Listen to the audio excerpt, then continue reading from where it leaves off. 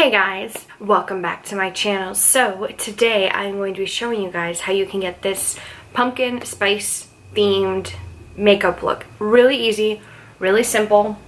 It only takes one palette to do it. There's multiple options of palettes that you can use, and I'll mention those throughout the video as well.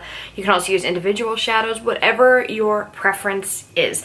I will be using the Dominique Cosmetics Latte palette for this look, but it's just a very simple, all matte, very fall look. For me, fall makeup is very bold on the darker side lips and or like the weirder colored lips, and very minimal face makeup. Like I just have a hint of contour and some blush and a highlight.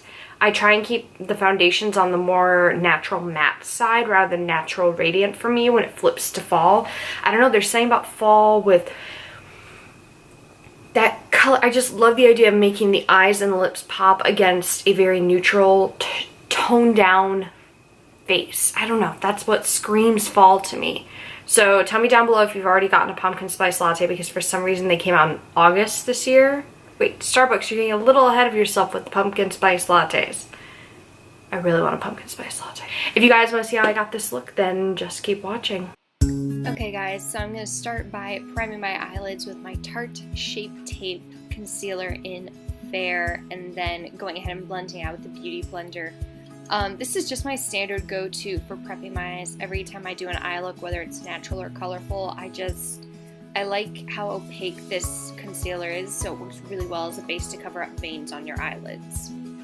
And then I'm just going to set it with my Hourglass Veil Translucent Setting Powder. This was featured in my June and July favorites video a few weeks back. Still loving this powder. I still think it's amazing. Well worth the money, you guys. Now, for today's palette, we are using the Dominique Cosmetics Latte palette, and I'm starting off with the shade Vanilla Creme, which is kind of a creamy yellowish white. And I'm just putting this down as a transition shade. It's not showing up a lot on camera, but it is slightly more yellow than the concealer I just put down, and I'm just putting it there for blending purposes later on. As you see, this eye look's going to get a little bit higher up as we go.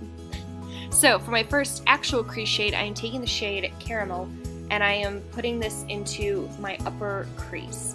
Since this is a very simple matte fall look, I am really blending this out. I am working slowly, building the pigment up, and I am taking up as high as I want.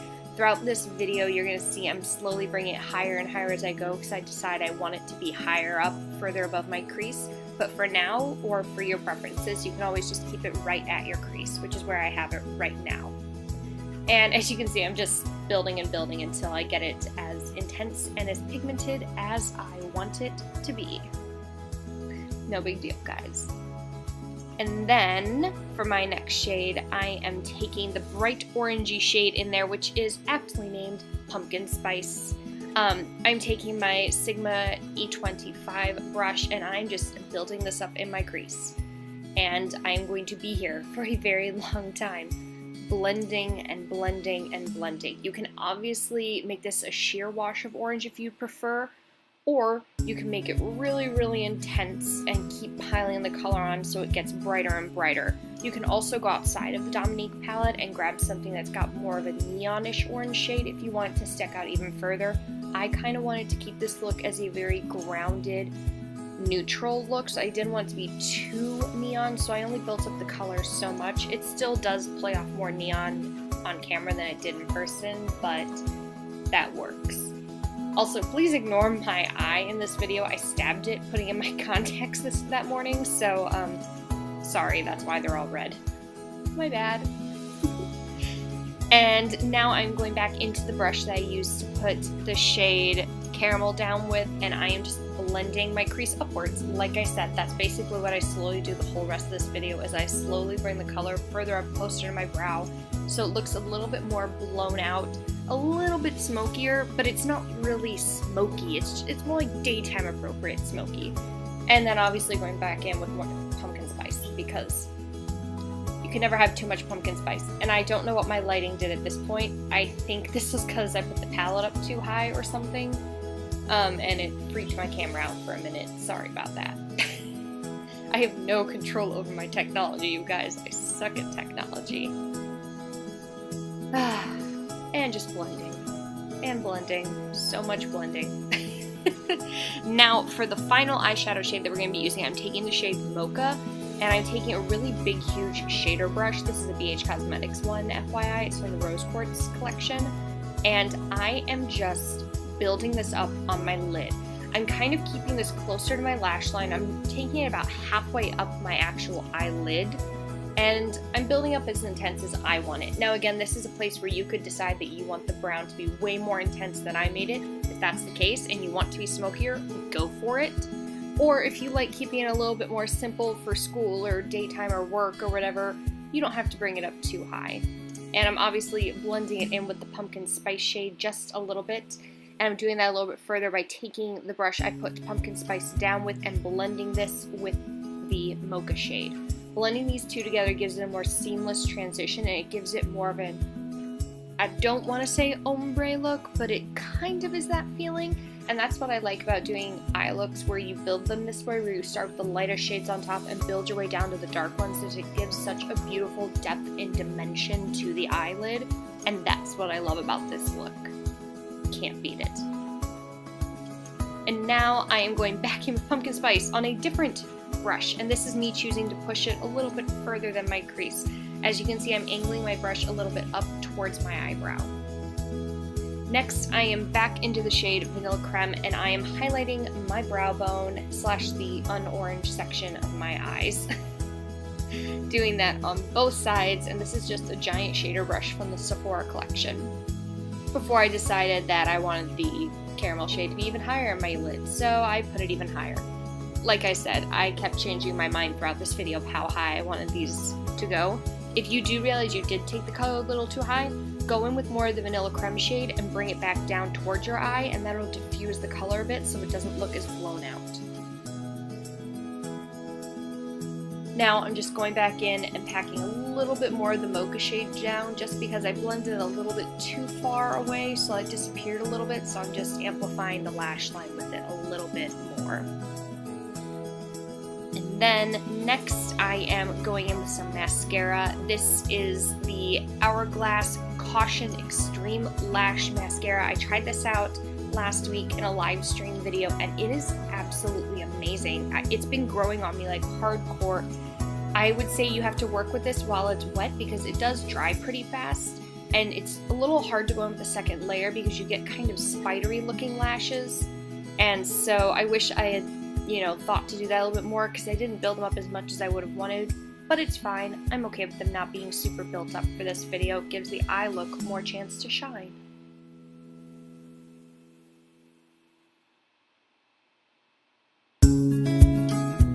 And then we are just going to super duper speed our way through me putting my brows on. I was not having a good brow day this day, so we're just gonna kind of excuse the mess that my eyebrows are. I'm using the Anastasia Beverly Hills Brow Wiz. Obviously, I'm using mine in the shade Taupe. It's been a long time since I've actually had the shade Taupe in my collection for my brows. I've been using Soft Brow lately because that's the shade that I've had. But since I recently purchased this, I'm really happy to have it back, and I don't know what I was doing without it in my life. And now we're going to go ahead and prime my skin. I am using the Touch in Soul No Pore-Blem Primer. That took all my strength to not mess up saying that. Again, this is something else I tried out in that live stream, and I actually really like how it feels on my skin. I'm kind of hit or miss with pore filling primers, but I really like this one a lot, actually. Plus, it pairs really well with the foundation that we're using today, which is the Tarte Amazonian Clay Full Coverage Foundation in Fair Beige. I'm just taking my beauty blender and pressing this into my skin all over. Also, that is a bug bite on the side of my face, FYI. I don't know when I got it, but it's a mosquito bite, so please ignore. I'm not having a good day, obviously. I poked my eye out, I've got a mosquito bite. Struggles, right guys? Well, not really, but kind of.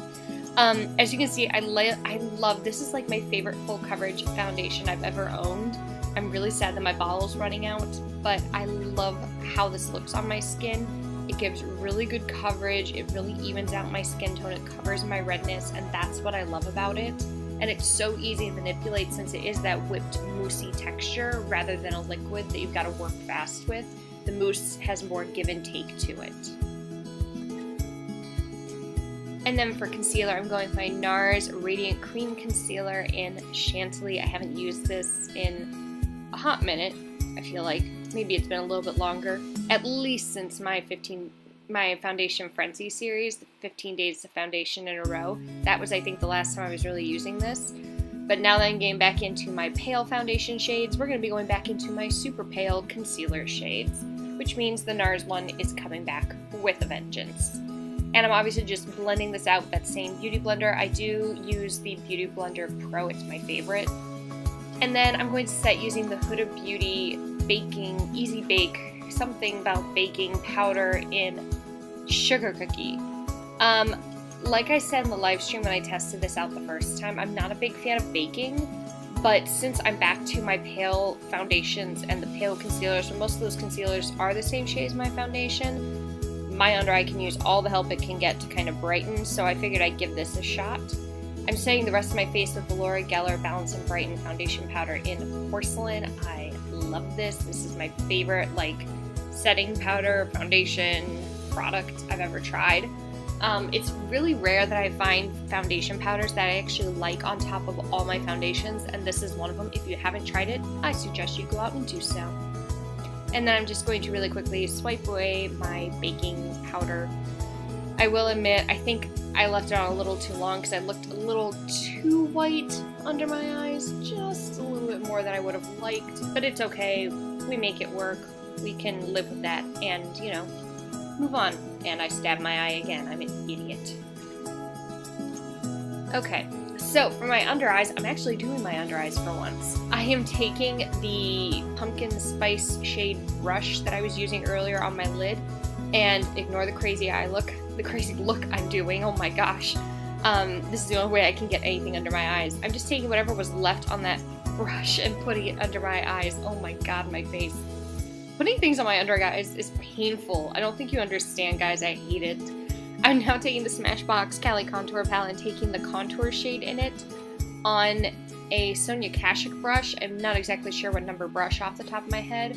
And I am just applying this to where you would normally contour. So that's, you know, forehead, along my cheeks as well. I didn't do my jawline because I didn't really... I forgot to probably, but I didn't do it. So we're just sticking with the temples and the cheekbones. I really love this contour shade. I used to have the 3-pan contour palette from Smashbox ages and ages and ages ago, and this is a shade that's really similar to the contour shade in the Fair to Medium palette, or whatever it's called, the lighter of the palettes. This is a lot like that shade, so I really like this a lot. Formula is very pigmented, as you guys can see. I went in a little too heavy-handed on this, so I had to blend it out with my powder brush. That's what you gotta do when you go too hard with contours. You gotta blend it all out, soften it up. And now also in the same palette, I'm taking a blush and the bronzer in that palette, and I'm just lightly dusting this over the apples of my cheeks and up into the contour of my temple area. I kind of liked giving my skin that flushed, I was just outside kind of look, and this blush and bronzer combo together work really well to do that, actually. Plus they're like perfectly pigmented for doing this. For my highlight, I'm taking my NARS Board de Plage, and I'm taking that highlight there, which, to be honest, I cannot remember either what name it is, and I'm applying this to my cheekbones, and I will also be putting it on my nose and my forehead. I absolutely just want to say that NARS's highlighter formula is so soft and creamy and radiant, and it's wet, but it doesn't look like greasy wet, but it's not also like powdery and chunky. It's like silk. They're like silk highlighters. If you haven't swatched one in store, I really suggest you do that, guys. It's incredible. And I'm taking the absolute lightest highlighter shade to put on my brow bone and also into my inner corner, because while I want to keep my face kind of matte, I still want, you know, the eyes are the focus, so we need something to draw your look into it, and that's what putting the highlight as your inner corner and brow bone highlight does. And then, to feel very fall, we are taking the Smashbox liquid lipstick in Out Loud, which is actually an orange. On camera, it's looking a lot more like a red when you put it against the bright orange in the eye look. But this is actually, like, it's described as like a burnt orange or something like that, russet orange, I don't know. It is an orange, especially when you put it next to the other shades from Smashbox. But that's the finished look, you guys. Super easy, only 4 eyeshadow shades, and you are ready to go. Okay guys, so that is the finished look. I hope you guys enjoyed getting to learn this simple pumpkin spicy tutorial today. I think this is perfect for fall. You can definitely wear this for school if you maybe change the lip color. I don't know if anyone feels comfortable wearing this kind of a lip to school, but you know. If you haven't already, be sure you're subscribed to my channel down below, and also you can follow me on social media on Twitter on Twitter and Instagram at KOBeauty58. You can also follow me on Musical.ly at babykateo. And while you're subscribing to my channel and my social medias, be sure you hit the notification bell down below so that way you guys don't miss a single video from me. I upload 3 days a week, Monday, Wednesday, and Friday. I hope you guys enjoyed this video, and I look forward to doing more fall tutorials for you guys, and I will see you soon. Bye!